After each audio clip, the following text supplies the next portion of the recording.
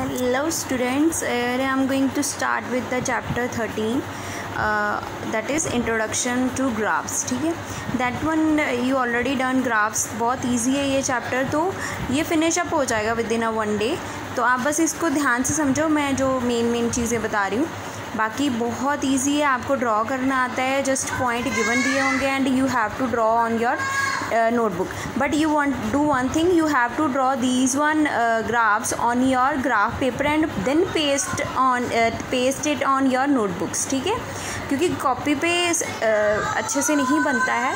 आप ग्राफ की स्केलिंग के ऊपर ही अपना बनाना तो और उसको छोटा छोटा कट करके जितना ग्राफ बन गया उसको पेस्ट कर देना क्वेश्चन लिख के आंसर में. ठीक है, तो here I am going to start that. First है कार्टेशियन प्लेन. ठीक है, ये एक वर्ड है. तो ये कार्टेशियन प्लेन होता क्या है? कहते कि it is a two dimensional plane having two coordinate axis. ठीक है, ये जो दो, ये एक लाइन है, एक ये लाइन है. ठीक है, कहते कि इसकी टू डिमेंशनल कोऑर्डिनेट हैं, जिसका एक का नाम वाई एक्सिस है और एक का एक्स एक्सिस है. ठीक है, उसको हम कार्टेशियन प्लेन करते हैं. इसको हम इस फिगर को कार्टेशियन प्लेन का नेम देते हैं. ये जो ओ है, what is this one is the origin. Origin क्या होता है? Point of intersection of two points. मतलब यहाँ पे दो लाइंस देखो मीट कर रही हैं, तो इसलिए इसको बोला जाता है point of intersection of two lines. ठीक है, एंड उसके बाद ये जो ओ एक्स, ये वाली जो लाइन है, ठीक है, ये वैसे इसको हम इस वाली लाइन को हॉरिजॉन्टल लाइन भी बोलते हैं. बट अगर ओ से एक्स तक की बात की जाए तो उसको मैं क्या बोलूँगी? ये एक्स एक्सिस की लाइन है. मीन्स ये whole line is x axis इधर वाली साइड में. ठीक है, ये तो पता ही होगा, इधर वाली साइड नेगेटिव एक्स एक्सिस होते हैं, इधर पॉजिटिव.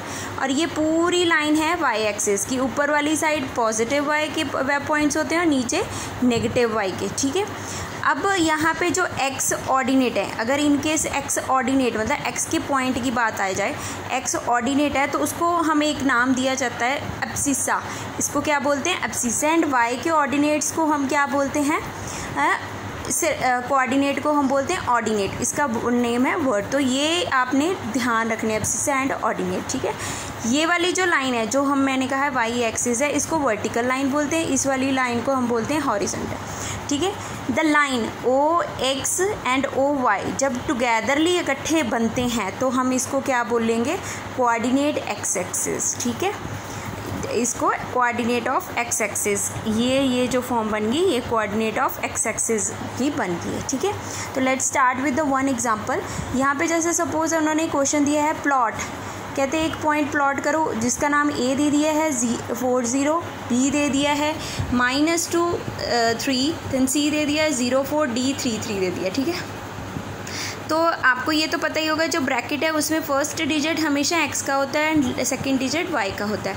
तो ऑब्वियस है 4 मतलब एक्स का पॉइंट गिवन है, तो 4 मैंने ढूंढ लिया है. राइट, अब 0 तो वाई का हो गया, तो मतलब ये पॉइंट मेरा यहीं पे रह जाएगा, मैंने यहाँ पे ड्रॉ कर दिया. उसके बाद आगे -2 3, मतलब -2 एक्स का है और 3 वाई का है. ये आ गया -2 एंड 3 वाई का. ये मैंने यहाँ से प्लॉटिंग कर दिया, ये मैंने बी पॉइंट ड्रॉ कर दिया. उसके बाद 0 और 4, देखो 0 मतलब एक्स का पॉइंट 0 है. ठीक है, और 4 पॉइंट वाई का है, मैंने यहाँ पे लिख दिया. फिर 3 x3 y3, तो x3 एंड y3 यहाँ पे प्लॉट कर दिया. तो इसको बाद, और एक मेन चीज़, जब भी आप प्लेन ड्रॉ करते हो तो आपने जैसे ये देखो, मैंने ये डिस्टेंस छोड़ा है ना, ये यहाँ से मार्जिन लिया है, मेरी लाइन थी. ग्राफ के ऊपर आपकी लाइंस ऑलरेडी बनी होती है, तो आप ऐसे जैसे 1 2 3 की ड्राइंग करते हो तो वो सेंटीमीटर हो जाता है. तो ये ज़रूर लिखना है कि 1 centimetre is equal to 1 unit on the x axis and 1 centimetre is equal to 1 unit on y. इसका मतलब क्या है कि मैंने सेंटीमीटर 1 सेंटीमीटर के बिहार पे ये मार्जिन लिया हुआ है, सेम एज इट इज़ ये. तो ये चीज़ स्केल ज़रूर लिखना है आपने, इसके भी पॉइंट होते हैं. तो ये आपका एक क्वेश्चन हो गया है. उसके बाद नेक्स्ट, जैसे तो इन्होंने प्लॉट बोला था ग्राफ पे, तो आपने इसको ग्राफ पे ड्रॉ करना है. ठीक है, तो अभी तो ये फ़िलहाल मैं वर्कशीट नहीं डिस्कस कर रही हूँ, सिर्फ एग्जांपल्स डिस्कस कर रही हूँ. तो let's start with our worksheet 1. तो हरी अप स्टार्ट हो जाओ, ठीक है, and give me the answers and write down the answers on your notebook. मैं सारा ही पोर्शन यहाँ पे डिस्कस कर दूँगी, बहुत ईजी है, बट फिर भी अगर फर्दर कोई प्रॉब्लम आती है या कुछ भी आपको समझना है या कोई चीज़ नहीं समझ आई है तो you may ask in every time, ठीक है। तो एक और चीज़ मैंने बतानी थी, earlier I had send the message in the group that deleted chapter that 5, 6 they had deleted also and the 16th chapter that rational symmetry is also deleted. मतलब ये अब करना ही नहीं है, ये एग्जामिनेशन में भी नहीं आने, एग्ज़ाम में भी नहीं आएंगे आपको, ठीक है।